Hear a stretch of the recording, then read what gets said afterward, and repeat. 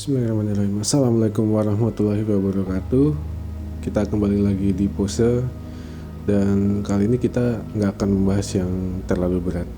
Kita akan membahas tentang sebuah patah hati. Jadi tentang sebuah patah hati ini memang unik ya. Seseorang bisa mencintai pasangannya atau lawan jenisnya, tetapi mereka tidak akan bisa menghindari sebuah patah hati.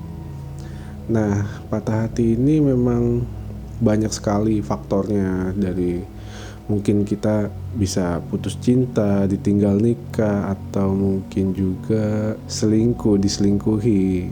Jadi banyak sekali faktornya. Tetapi saya akan membahas tentang bagaimana indahnya lepas dari patah hati ini. Jadi saya merasakan sendiri efek dari patah hati ini ya. Jadi pengalaman pribadi saya ini adalah ketika memang kita mencintai seseorang, tetapi orang itu tidak mempunyai feedback untuk kita, atau orang itu juga tidak mencintai kita. Itu dibilang kan cinta bertepuk sebelah tangan ya. Tetapi sebenarnya patah hati ini membuat orang jadi salah tingkah. Apalagi zaman sekarang ya, percintaan itu seperti hal yang lumrah. Padahal dalam agama sebenarnya memang pacaran itu tidak dibolehkan.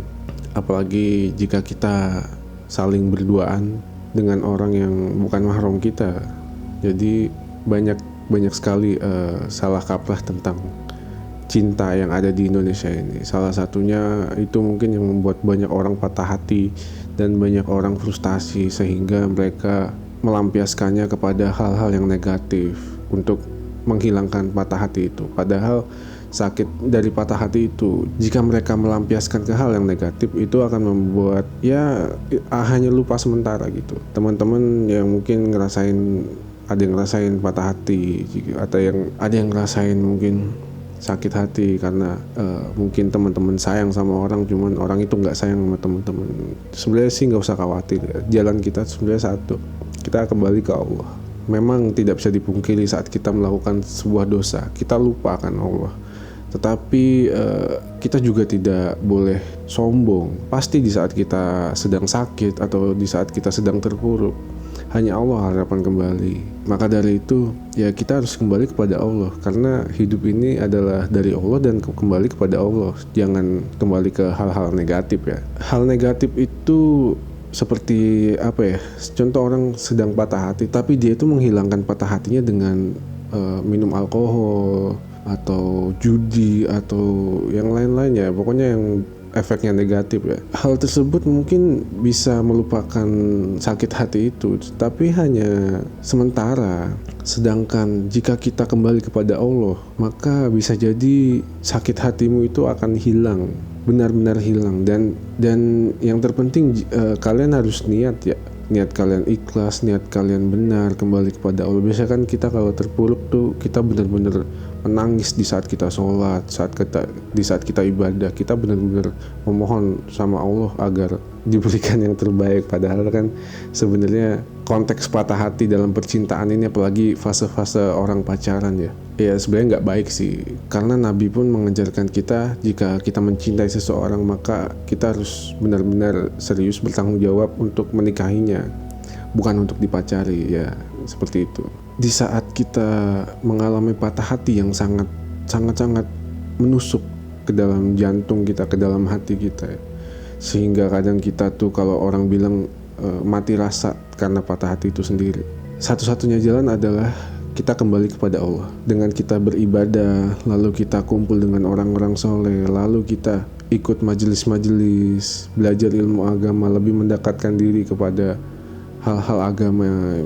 Itu adalah poin yang benar-benar saya alami itu, dan benar-benar ada keajaiban di situ. Jadi karena di situ kalian akan merasakan bahwa Allah itu sangat dekat dengan kita.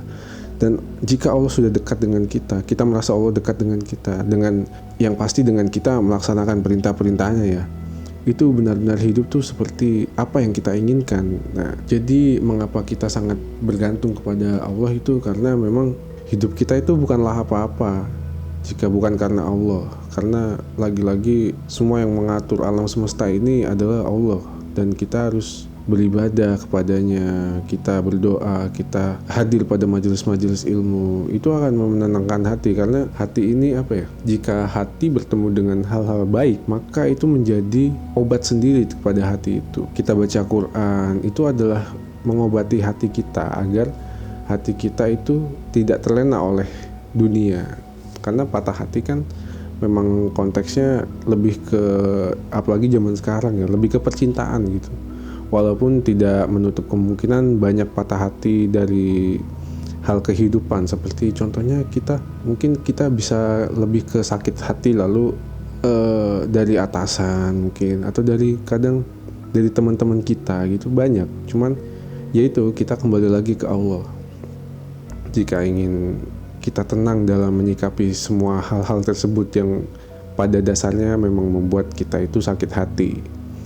Nah, dari situ kita akan paham bahwa memang sebenarnya agama ini memberikan sebuah jalan, memberikan sebuah hikmah, memberikan sebuah, ya kalau kita bisa bilang tuh keajaiban ya untuk anak-anak sekarang. Karena sangat sedikit zaman sekarang tuh orang yang mau belajar tentang ilmu agama. Itu pentingnya belajar ilmu agama ya, kita bisa mengendalikan hati kita, pikiran kita, agar tidak melakukan hal-hal yang negatif. Lalu semua itu juga harus dibarengi dengan circle kita ya. Jika memang circle kita mendorong kita untuk berbuat hal negatif, maka kita harus paksa untuk jauhi itu semua.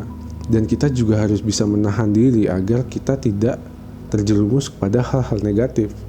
Yang ada, jika kita salah-salah berbuat, kita salah-salah bertindak, maka kita sudah patah hati, ditambah nanti kita dapat masalah lagi yang bakal bikin kita pusing sendiri. Maka dari itu satu-satunya jalan ya hanya kita kembali ke Allah. Kita belajar tentang ilmu-ilmu adab-adab dan hakikat-hakikat hati kita sendiri ya. Karena memang hati itu, jika orang ingin bicara, tak ada yang bisa menyelami hati itu. Karena hati itu tidak bisa diukur seberapa dalam, dan itu semua hanya Allah yang tahu ya dalamnya hati kita itu. Maka dari itu pentingnya kita menjaga hati agar hati kita selalu menuju kepada Allah. Kita harus hiasi hari-hari kita dengan berkumpul dengan orang-orang alim, orang-orang soleh. Lalu setidaknya kita hiasi timeline kita dengan postingan agama, postingan Islami, karena mungkin itu juga bisa mengingatkan kita ya. Dan sekali lagi, tentang patah hati ini memang berat. Kadang level seseorang menerima patah hati ini itu levelnya pasti beda-beda ya. Memang ada yang sakit saja, lalu ada yang sakit banget, lalu ada yang sakit banget, lalu ada yang sakit banget. Pokoknya ya memang levelnya berbeda-beda gitu seseorang menerima sebuah patah hati. Maka dari itu kita harus pahami juga hati kita sendiri ya. Dan dengan beribadah, dengan kita kumpul dengan orang soleh, kita belajar ilmu agama, itu akan mengikis patah hati kita.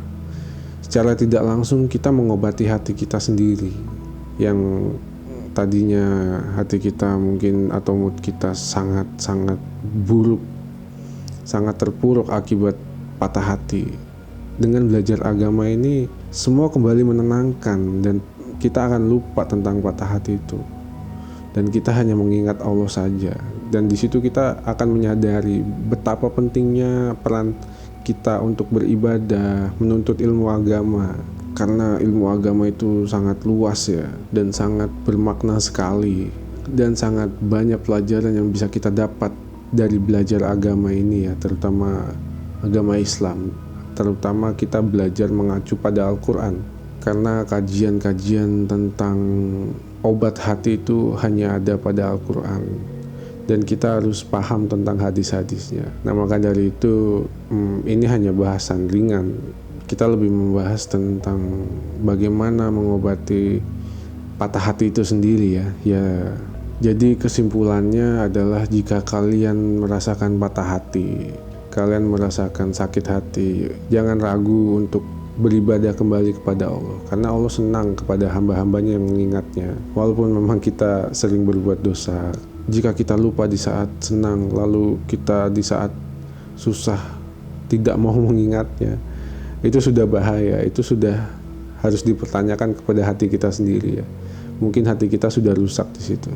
Maka dari itu tetaplah berbuat baik, tetaplah mengacu pada ajaran-ajaran agama, dan selalu ingat kepada Allah serta perintah-perintahnya harus kita jalankan ya, agar kita mendapat ketenangan dalam hidup dan kita akan bisa menyikapi sesuatu itu, segala hal, segala masalah yang datang dengan kebaikan ya.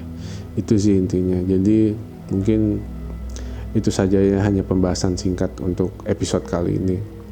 Kurang lebihnya mungkin mohon maaf jika ada kata-kata yang salah dari saya atau kata-kata yang kurang berkenan di hati kawan-kawan, teman-teman semua. Karena kesalahan itu datangnya dari saya pribadi dan kesempurnaan serta kebenaran hanya milik Allah Subhanahu wa taala. Wallahu a'lam bishawab. Wassalamualaikum warahmatullahi wabarakatuh.